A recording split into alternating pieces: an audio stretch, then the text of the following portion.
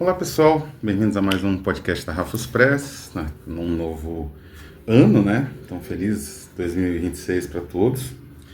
Hoje teremos um episódio do Vultos e Sombras, né? Que vai tratar de vários assuntos aí que despertam bastante interesse aqui do canal, ficção científica, narrativa e uma série de TV, por isso são Vultos e Sombras, sensacional, que surgiu ali no finalzinho do ano, nos últimos 2 meses do ano, e foi uma gratíssima surpresa, embora os usual suspects, né, da série, o canal e o produtor descabelado, né, então tô tentando melhorar aí, suando, porque tá muito calor, esses dias aí o Brasil tá parecendo um inferno, basicamente. Então, os usual suspects dessa série deixavam claro que coisa ruim ou patética não seria muito bem o resultado da produção, né? E eu estou falando justamente de pluribus, né? Pluribus, que é uma expressão latina, né? Aludindo aí ao número, essa questão de número, né? Que é importantíssima na série, número de pessoas, número de coisas. Ela, como eu disse, ela surgiu no final do ano, no canal Apple TV, é uma produção do Vince Gilligan, também faz o roteiro, enfim, ele é um showrunner, né, por assim dizer, que é esse tipo de produtor executivo de ação direta, digamos assim, muito comum em séries de TV, o que era muito comum, não sei como anda isso ultimamente, e ele realiza um trabalho simplesmente sensacional, né? Vou ter algumas novidades da Rafus Press para contar, mas eu pretendo contar com mais calma ao longo das próximas semanas, da primeira semana especialmente, normal, que é a semana do dia 5 de janeiro, a primeira semana normal, sem feriados e coisa e tal, eu vou contar essas novidades. Tem novidades da Rafus, tem já uma campanha a caminho, material já pronto, temos uma segunda campanha também, em breve vai ser anunciada com material inédito do Tássio Rodrigues Capraneira. Então fiquem atentos que temos bastante coisa aí, esse mês ainda vamos revelar aos poucos. Mas então voltando, Pluribus é essa série então desenvolvida pelo Vince Gilligan, que é o mesmo que ocupou também essa função de meio de diretor, showrunner, roteirista, né? São as duas, showrunner meio que junta essas duas coisas com o produtor executivo. Em Breaking Bad, né? Enfim, fez história na TV, e Better Call Saul também meio que fez história na TV, não sendo apenas um mero spin-off com um personagem popular, que era meio que ideia, talvez, ou destino normal dessa série. Então, Pluribus, ele traz a personagem que surgiu, não sei se surgiu acho que surgiu no Better Call Saul, ela chama, acho que o nome dela é Ray, né? A gente lê como Rhea, né? Seahorn, fazendo um personagem chamado Carol, né? Que é a personagem principal. E ela, digamos assim, o que é a série em si, né? A série é uma série de... Não é spoiler, né? Vou tentar não dar muitos spoilers, bem que essa série é difícil, porque inclusive é uma reclamação de muitos aí, de que nada acontece nela. Na verdade, ela tem uma estrutura tchofiana, né? Eu vou falar um pouco mais disso mais pra frente, mas assim, essa série trata de uma espécie de invasão alienígena. E, aliás, a questão alienígena é muito bem representada porque ela é feita na forma de uma linguagem, de uma mensagem, na verdade, codificada digamos assim, a mensagem, o código da mensagem seria um RNA, é um código genético, não um código linguístico. Isso é sensacional, né? Quer dizer, é uma forma de comunicação, né? Inclusive, digamos assim, as teorizações em torno do DNA e do RNA, elas são as metáforas empregadas, né, pelos biólogos que trabalham nesse campo, são justamente metáforas linguísticas de interpretação, de compreensão de texto, de tradução, tem bastante tradução. Então, você usar uma linguagem codificada, né, na forma de um código de RNA é completamente factível, né? De a gente receber no futuro, talvez ter recebido, uma mensagem desse tipo vindo de algum recanto do espaço. Só que o conteúdo dessa mensagem, esse, digamos assim, conteúdo definitivo, que seria após a decodificação química, esse RNA, é na verdade de um vírus, ou na verdade, como eles dizem em alguns momentos, uma espécie de cola que vai agregando mentes, como uma epidemia, né? Então a série ela começa nesse ponto. Então não é muito spoiler aqui, porque a série exatamente com 20 minutos de série você já tem isso. É o que fala no trailer, é o que tem nos resumos, né, que aparece no jornal, no próprio site da Apple. Então acho que não estou ofendendo ninguém falando essas informações.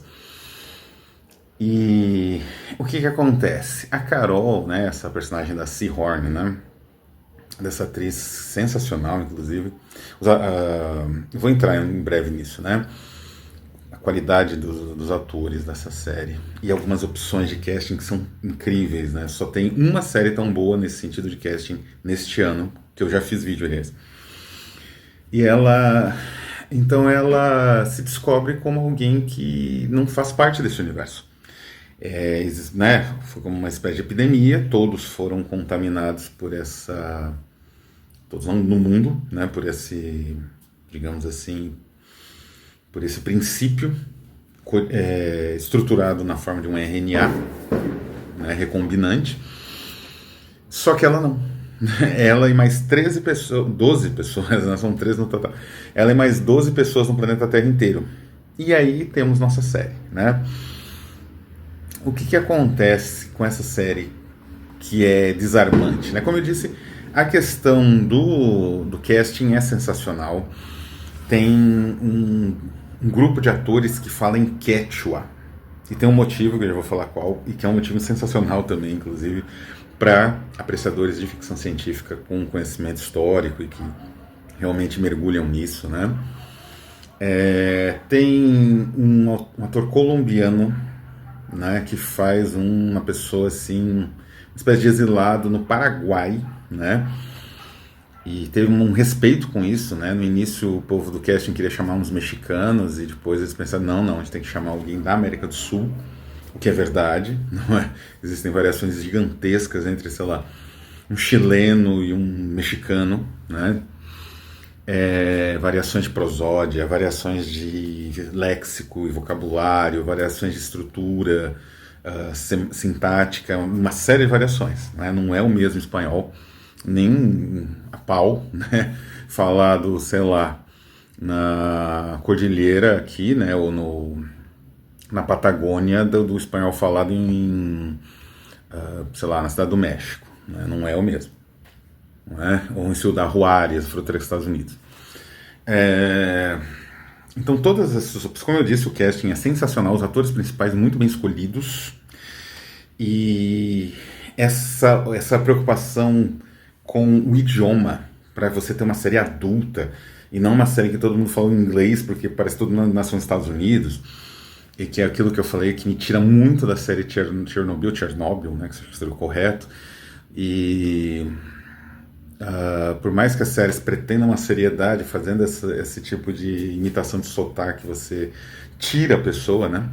Às vezes a pessoa lembra, o ator esquece, então não é aqui como O Filho do Século XX, que é a série sobre Mussolini da MUBI, também no mesmo nível, né, de Pluribus. As duas séries são as melhores experiências audiovisuais que eu tive. Não tive muitas, tive bem poucas na verdade, mas felizmente escolhi algumas boas e essas são as melhores, né, em 2025. E então, não é, o casting é sensacional, a fotografia é incrível, né? Eles valorizam muito isso, algo do Vince Gilligan, esses espaços abertos com aquele céu do Novo México gigantesco, né? Azul, deserto, né? Contraste, né, do deserto, só que é um deserto mais vivo, naquele aquele amarelo medonho de deserto, né, mal feito. E a América Latina, a América do Sul, né, vai ter um determinado momento que o Manosos, né, que seria o paraguaio, ele vai tentar se encontrar com a Carol, né? e ele vai de carro, né? Simplesmente. E é incrível, né? Ele vai atravessando paisagem. Na verdade foi o mesmo lugar, mas eles filmaram muito bem, né? Digamos, a fotografia também são quadros, né? Aquelas imagens não é em resolução altíssima e, né? Nessa perspectiva de cinemascope, né? É muito bonito.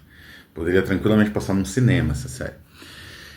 E o que ela tem além desses elementos técnicos, que eu estou elogiando bastante, o que ela teria a mais? Porque isso poderia resultar numa série vazia, né? Mas ela tem muito a mais o que discutir, né? A ficção científica, mais ou menos desde a New Wave, especialmente desde dos movimentos do cyberpunk,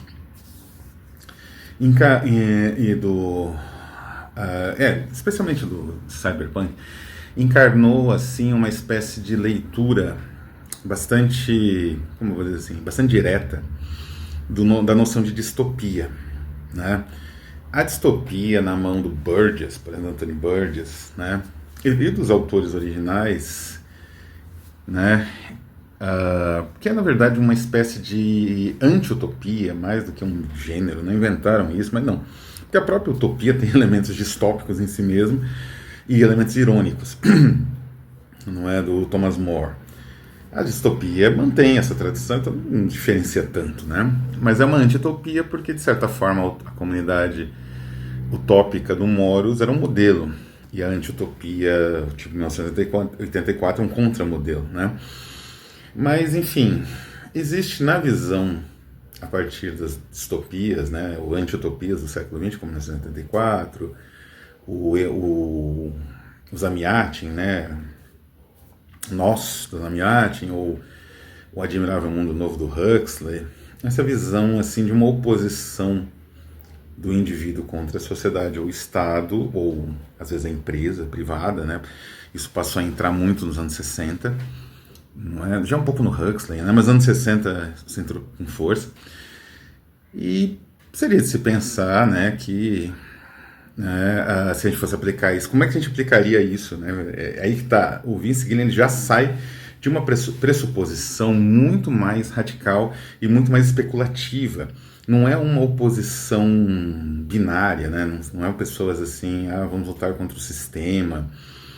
Sabe, o sistema, a sociedade inteira foi cooptada, não existe uma resistência, né?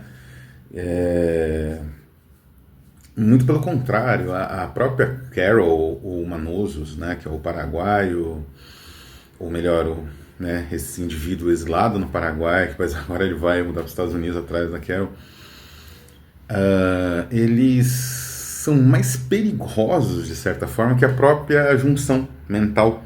Porque como a mente coletiva é uma espécie de colmeia interligada, o que um sofre, todos sofrem, mais ou menos assim, né, numa certa cadeia, numa certa reação em cadeia. E é tudo assim, vai acontecendo mais ou menos num tempo curto, não chega a ser tempo real, mas é um tempo que acompanha um pouco de perto essa noção de tempo real, de semana após semana, né, que a própria série impõe, de deslocamento de tempo. E é interessante porque termina com 60, 70 dias, né, então um pouquinho mais do que o tempo da série em si.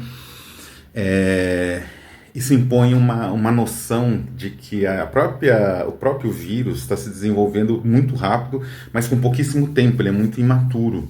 E a maturidade dele vai se revelando. Isso é muito bem feito, assim, né? E, então, por ser muito imaturo, essas conexões são muito diretas, então o que um sente, outro sente. Então, as reações muito, muito exasperadas de dor, raiva, luto da Carol, né? Eu não lembro se é Carol, aliás, o nome da protagonista. É Carol mesmo. Então, ela, por assim dizer, as reações dela, muito intensas, afetam essas pessoas de uma tal forma que elas meio que têm acessos, têm como desmaios, né? Uma coisa meio de derrame às vezes, até porque a Carol testa ela tem uma espécie de, chama de chaperone, né, em inglês, uma espécie de enviada, emissária que fica com ela, que é a Zócia. Quem assistir vai entender o motivo dessa emissária ser sempre ela, não é? Não, isso não vou falar porque é interessante descobrir, né? Ela sofre na mão da Carol, né? Sofre de todas as formas que você pode imaginar. Então, nesse ponto, você começa a se perguntar o quão é mais positivo a junção mental do que essa pessoa extremamente misantrópica, né? Extremamente nihilista, extremamente depressiva e que tem reações tão violentas assim que afetam o planeta Terra inteiro às vezes, né? E por outro lado, alguns detectaram, inclusive isso é muito interessante e existe na série, o quão é diferente, é mais cômoda a postura da Carol do que a postura, por exemplo, do Manosos, que ele não aceita nenhuma interação, até a ida para os Estados Unidos, que ele começa a entender um pouco melhor a inteligência, ele não aceitava interações com os que eles chamam de nós, né? Enfim, os indivíduos ali da grande junção. E isso também é sensacional, porque ele rejeita tudo isso, e ele tem um código de ética psicótico. De novo, né? Você pensa, será que um indivíduo desses libertaria, né, a humanidade? É esses que são os heróis, né? Só que isso feito de uma maneira muito sutil, porque são pessoas comuns, com as quais todo mundo pode se identificar, mas que tem essas características, esses erros trágicos, né, essas falhas trágicas terríveis. Contraposta a uma inteligência tenebrosa, em vários sentidos, ela é bastante tenebrosa, né? Tem uma sequência para falar daqui a pouco que ela é sensacional e absolutamente de tirar o fôlego, porque aquilo é horror, mas feito de uma maneira muito sutil e muito delicada até. Então, é uma série então que tem um aspecto de inversão até dos papéis, né? E isso acontece porque ela se baseia muito numa noção que o escritor inglês Brian Aldiss vai desenvolver num livro, infelizmente muito esgotado já, muito importante, chamado Billion Year Spree, belo nome, né? Que é uma espécie de ensaio sobre a história da ficção científica, escrita pelo Aldiss. O Aldiss era próximo do Moorcock, ele era próximo da New Wave inglesa, né? Próximo do Ballard, mas ele tinha também bastante conhecimento, bastante proximidade com os autores da era clássica da ficção científica, né? No caso da Inglaterra seria o Wyndham, né? O John Wyndham, que eu traduzi aqui. A aldeia da Cidade dos Amaldiçoados, né? Que é o Midwich Cuckoos, que era o nome do original.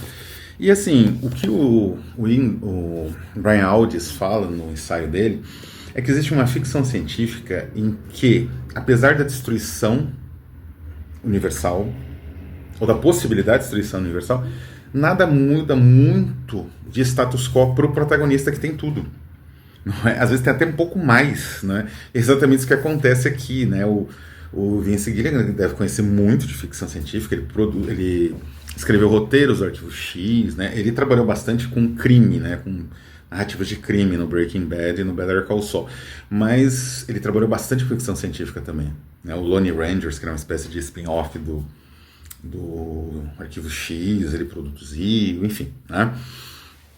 E ele recuperou a Cozy Catastrophe, né? Era esse o nome que o Brian Aldiss aplicou, por exemplo, ao Cidade dos Amaldiçoados, porque o status quo não muda.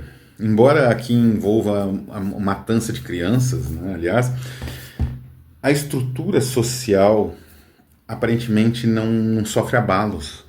Isso é muito inteligente, né, porque, de certa forma, é uma maneira de se manter e tirar o valor do status quo, né?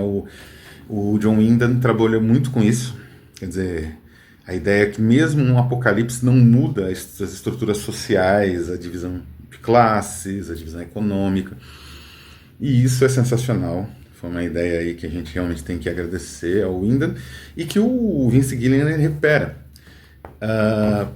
Isso faz com que a história não seja, assim, a estrutura geral da história ela não é original, de fato, o nosso tradutor, o Fábio Arque, ele demonstrou um pouco de incômodo em assistir, porque ele achou muito parecida a ideia geral, essa que eu falei dos resumos, né, com a ideia de um episódio do Rick and Morty. E do Rick and Morty, né? De fato não é? Isso não é muito negado e tal. Os dois têm a mesma fonte, mas a fonte que costuma ser pensada, puxa mais no caso do Rick and Morty, talvez para o Vampiros de Almas, ou Valores de Corpos, né? Body Snatchers, né, em inglês. No caso do Pluribus, puxa mais para Cidades Amaldiçoadas, né? E junto com isso existe, né, com essa preocupação narrativa em, digamos assim, buscar aspectos especulativos mais selvagens, digamos assim, do que a crítica usual da ficção, que a ficção científica já costuma fazer a certos elementos, né, do capital e tal. Isso faz com que a narrativa ela tenha ainda uma outra camada de riqueza, que é uma aproximação com um universo narrativo mais clássico da ideia de conversão do indivíduo, que seria uma ideia baseada numa outra noção de indivíduo, a noção de indivíduo mais do século XIX, não é? A noção de indivíduo que nós temos hoje ela é muito centrada num princípio individualista, mas um individualismo burro, né? Um princípio meio pequeno, todos somos pequenos empresários, né? E enquanto que a noção de individualidade, né, por exemplo, para um autor vitoriano como H.G. Wells, era uma noção de que você teria um potencial a ser desenvolvido que era seu. E que a própria sociedade capitalista, por exemplo, privaria você desse desenvolvimento. Então, o individualismo correto era buscar esse desenvolvimento para todos, o máximo possível, né? Então, o que acontece? O Gilligan percebe isso e vai nessa fonte, que é a ficção científica do início do século XX, final do século XIX, né, do fim da era vitoriana, e vai buscar no Wells, especialmente, e num autor chamado Scheel, que eu traduzi, inclusive, a obra.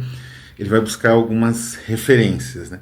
Do Wells é incrível, porque é uma referência que é praticamente a abertura desse episódio, que é um dos mais sensacionais da temporada, que é a finale, que é a abertura que acontece no Peru, com o elenco falando em Quechua, né, que eu falei, que é um conto do livro do Wells chamado Time Machine and Other Stories, que foi o primeiro livro de contos dele, chamado The Country of the Blind. É o último conto, A Vision of Judgment, né? Judgment. The Country of the Blind. É um conto muito conhecido do Wells, e a série Pluribus vai fazer uma espécie de homenagem inversa. Eles vão fazer o contrário do que acontece no conto. Porque no conto é a história de um cara chamado Nunes, que ele é um guia, alguma coisa assim, no Equador, e ele chega numa parte da cordilheira dos Andes, né, em que ele se isola, ele se perde e fica isolado, uma tempestade, um terremoto, qualquer coisa assim, e ali ele encontra o País dos Cegos, que é um lugar isolado por N motivos geográficos, e as pessoas ali desenvolveram cegueira genética. Com o tempo todos foram desenvolvendo, todos foram, né, eram famílias muito próximas, de primos, e todos ficaram cegos, depois de gerações, né, de algumas gerações. E ele então resolve se impor, né, um país de cegos, quem tem um olho é rei.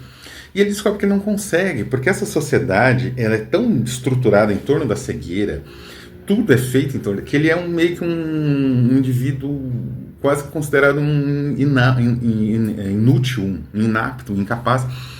Então eles excluem ele de tudo, né?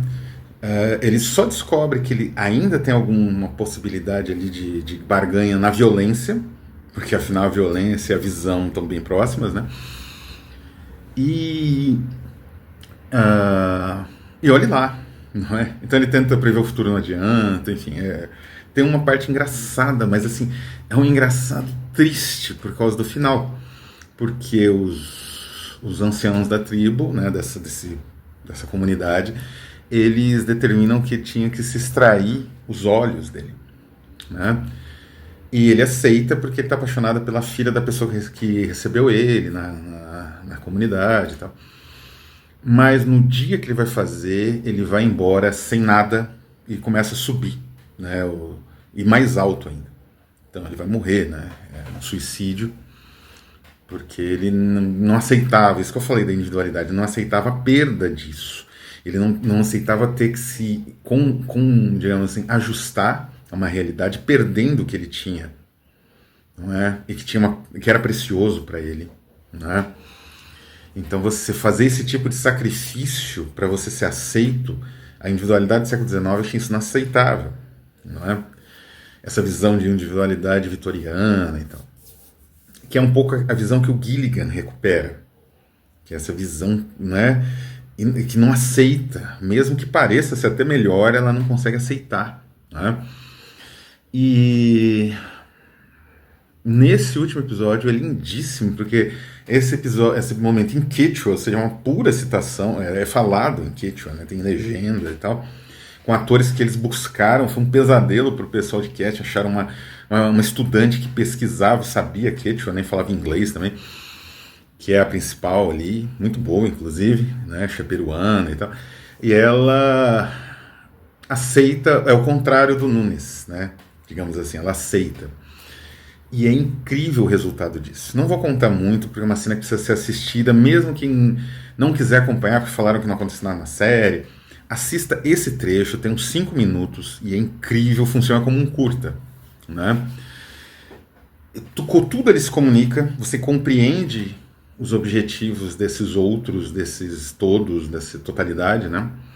Você entende o que é de deletério neles, não é?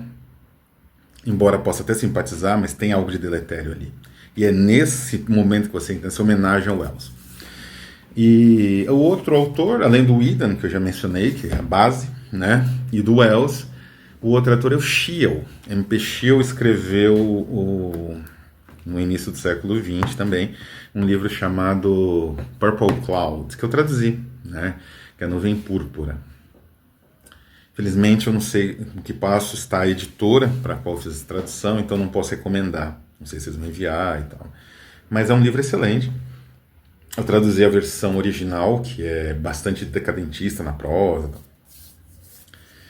Desse livro, dessa narrativa, né, o Gilligan ele utiliza muito a visão